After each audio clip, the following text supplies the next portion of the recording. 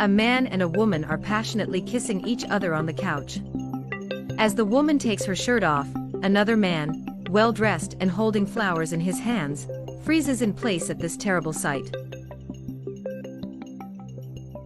That's when he decides to take his cell phone out and take some pictures of this treachery. He then puts his cell phone back in his coat and takes his white cane, calling for his beloved, telling her he's at home.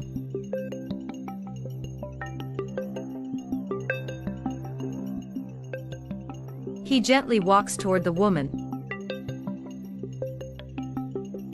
She's greeting him back as she's getting dressed. In a whisper, the man says she told him that her husband would be gone for 2 days, and at that moment, her husband says that he was missing her, and that he brought a surprise for her. She tells the other man to keep quiet. She now acts surprised and excited, trying to react as expected from her, but in the meantime, she goes back to their kissing. The man calls for her once more. She says she's on her way, but the other man grabs her.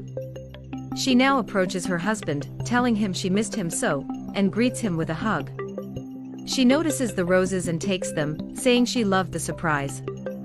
This is only a small gift for making me feel the happiest man alive. As he's tenderly touching her face, the man is also grabbing her from behind. After a long trip, the man says he wants to sit down and relax for a while, and she guides him there. The other man walks beside him, and he has to pretend he doesn't notice him. As they sit down, she keeps looking at her lover who's standing there impatient. The man is his brother.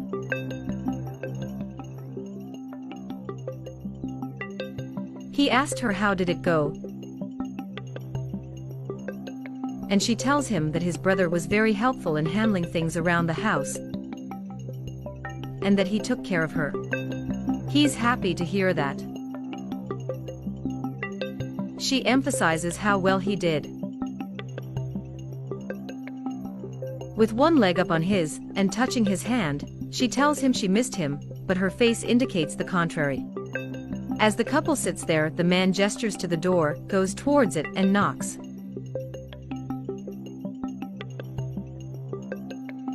Her husband asks who is it, and she suggests that it might be his brother at the door. He was the only one to go there. But he has a key. She tries to ignore this slip and happily walks to the door. He teases her up and she jumps on him. The husband sees that, but he'll keep his act for a while. He'll wait for the right time. She gets off him and opens the door, announcing that it's his brother.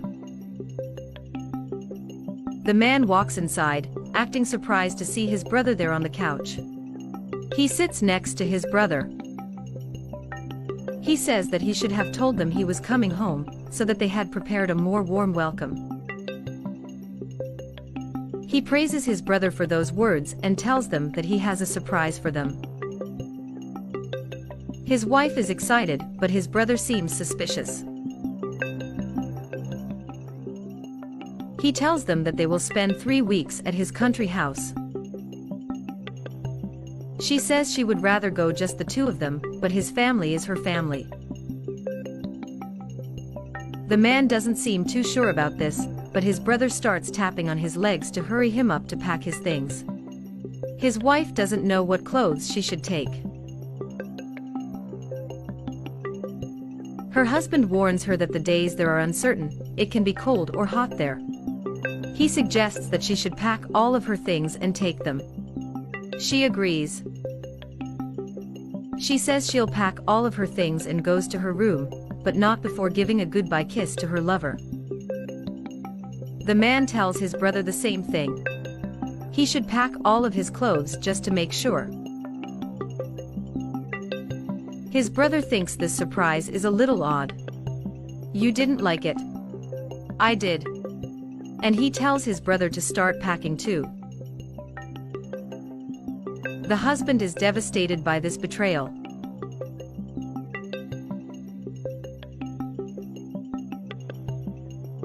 The young wife is very excited about this trip.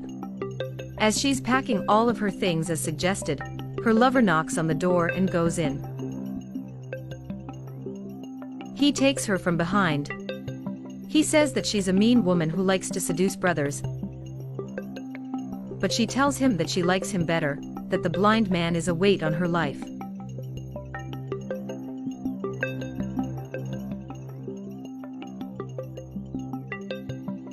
Those bastards. Right under my nose.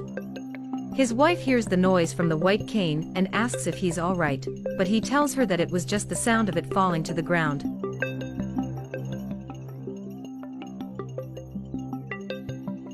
She starts to undress, but her partner stops her. He tells her that they should come up with a plan to take everything from his brother. She doesn't understand why he hates his brother so much, but she tells him that he'll propose to her on this trip, so everything that's his will be hers.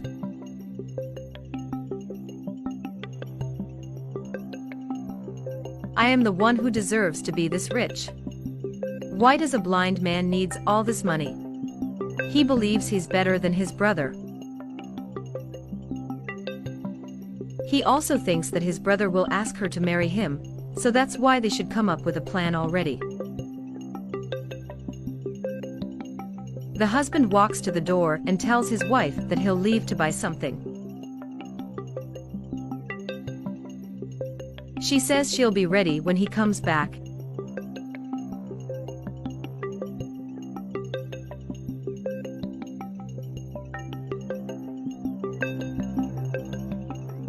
After a pleasant while, the husband comes back, now holding a small red box in his hands.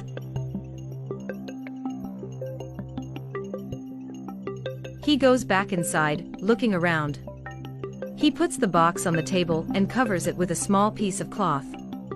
After that, he tells his wife that he's home. She hears it and tells him she is coming. They gather themselves in the living room. The man says he's hungry, and the woman tells him to be patient, but her husband tells her that this will be his brother's last meal before their trip. He asks her to make something for them. They think is a good thing to eat before they leave, so his wife goes to the kitchen to check what they have in their fridge. As they wait, the brother takes his blind brother to sit.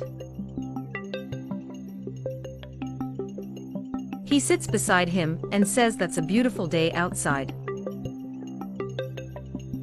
He imagines it is. His brother moves his hand in front of his brother's face, smiling. He sees the woman carrying a food tray, and she says that these were in the fridge. Try it. The brother takes her hand, saying that's good. Her husband asks for some food, and she takes a small fruit. His brother licks it and she feeds it to her husband, while the brother laughs.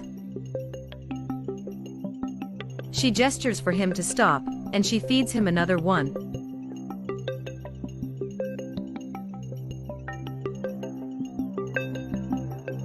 Having eaten, she hurries them to go, but her husband says they need to wait. He has another gift for both of them. She seems suspicious about it. The man asks his brother to remove the cloth on the table. She is very happy to see the box. She takes it and he asks her to open it. It's the picture from earlier. She's absolutely terrified. She takes it and shows it to the brother, who is astonished by this sight. You thought you could trick me. I found out about everything. She calls him a liar for acting like a blind man this whole time, but he orders her to shut up. He did everything for her. His brother says this is a misunderstanding, but he tells him to shut up. Their mother would be disgusted by this. She tries to pin this on the man's brother, that she was alone and he seduced her, but he says she's lying, that she must have put something in one of his drinks. She calls him a liar and the man says he has proof. The husband says that that's why he traveled without telling them why, it was to operate his sight. And now I can see what was really happening here. She wants to discuss this with just the two of them. She says it was his brother who betrayed him. But being tied by blood, the brother asks him to believe in him, but he shouts at them, ordering them to leave his house. They're both trying to appeal to him, but he doesn't want to hear more of their lies. He raises his tone, demanding them to leave. They are insistent. They don't want to lose the good life they have.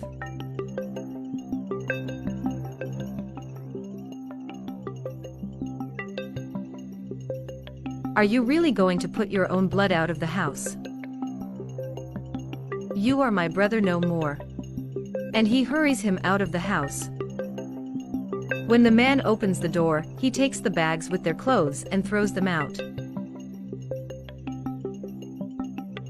He can only ponder about this enormous betrayal, which he had the displeasure to see.